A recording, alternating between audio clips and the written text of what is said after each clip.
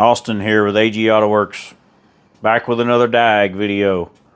We got a 2017 Ford F-150. Customer states it has intermittent low power feeling and it has some codes. Check engine light is on and has some codes for an intake runner.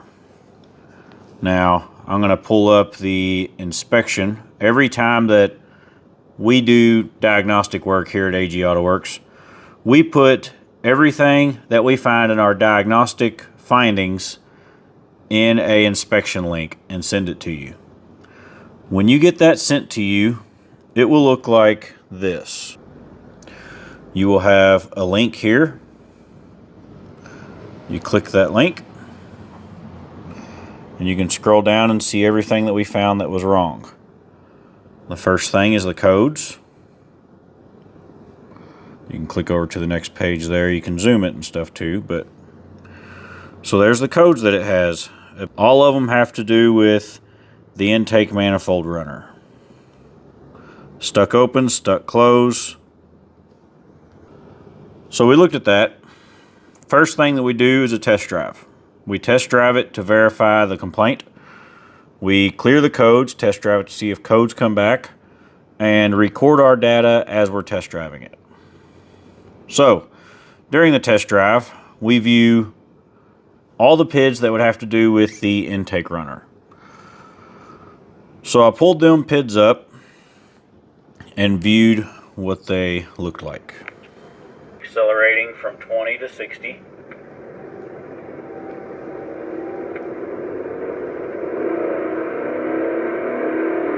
As the RPMs go up, you can see it kicks on there.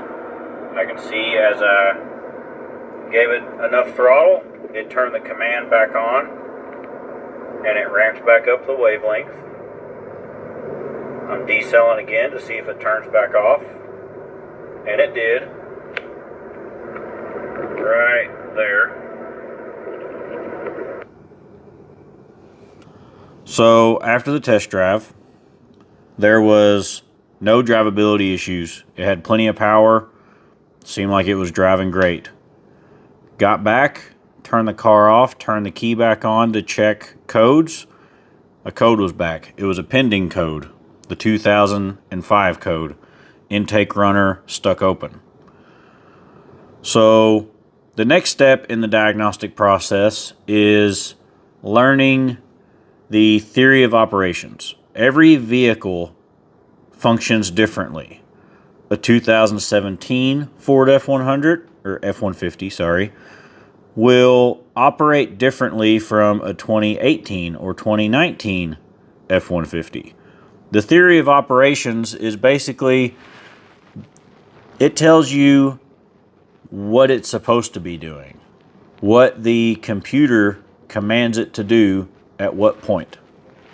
So the theory of operations for this vehicle states on the intake runner that once the RPMs raise over 3,000 RPMs, the ECM will command the intake runner to open. When it goes below 3,000 RPMs, the ECM will command the intake runner to close.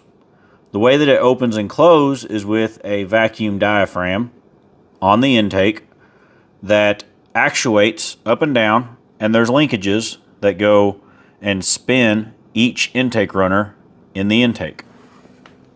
Now this diaphragm is on the intake back here. You can see the hoses. This piece right here is the diaphragm. Now back here where you see my light shining, there's an intake runner. The intake runner goes through here and through there. There's one on each side. And what it does is below 3,000 RPMs, it will shut off these runners. Above 3,000 RPMs, it will open up the runners. It's basically for efficiency. Better power, better efficiency. So, what I did was I have the camera set up back there, and you can see those. Now I know in the test drive, let me pull it back up in the inspection link here. In the test drive, now that I know theory of operations, accelerating from 20 to 60. Look at the values on those two. Intake module runner. Let me pause it. So those two values right here on the top, that's intake manifold runner control module voltage and intake manifold runner control number 2 monitor voltage.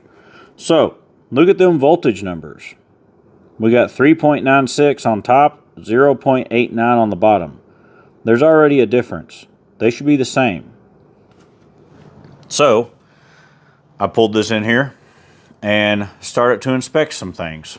Why are they not the same? Is the vacuum actuator working? Is it not working? Is the linkage broken? Are the sensors working correctly?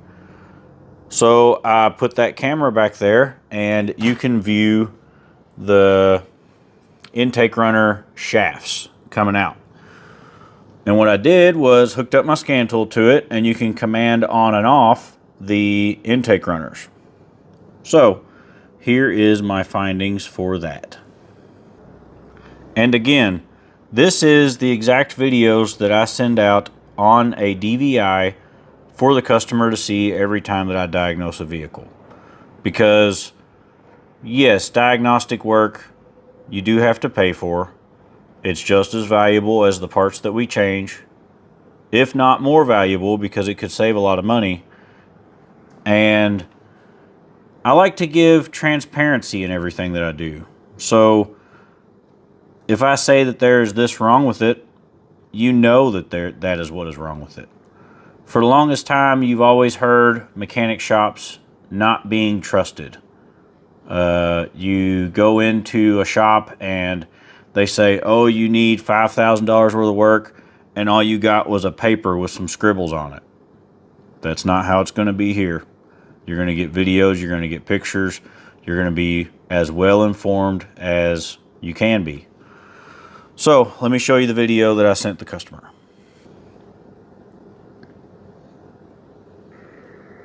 I have the camera set up to the passenger side to go to the end of this passenger side runner, and you can see this little shaft is what controls them runners. You can see a plastic clip on the end of that shaft going around it there and around it on the bottom. That is the sensor. That's what reads what position that shaft is in. Now this is an actuator that goes off the diaphragm and controls it on and off. I'm going to go on my scan tool here and actuate it on. This is testing to see if that runner is working. If it's stuck, if something's broke, what usually happens is this shaft will break going to the sensor, or the diaphragm will blow out and it won't be moving that runner. So like I said, I'm going to command it on and off here, and we'll see if all this moves.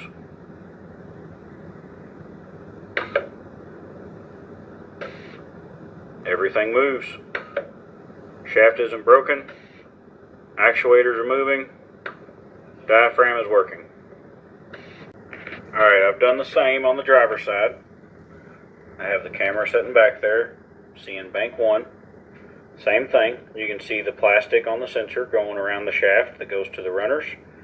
This is a linkage that goes to the diaphragm. I'm going to command it on and off right here, and we'll see it work right here.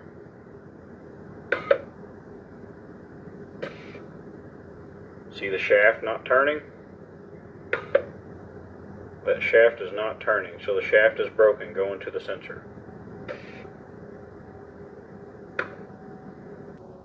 So that's why during the inspection it had full power and I couldn't get any drivability issues out of it. But the code came back, so that explains it. The sensor is not moving, but the intake runner is still being controlled. So I notified the customer, let them know that it needed a new intake, and they're thinking about going a different route on something a little bit more custom. But yeah, that was the problem. Found it.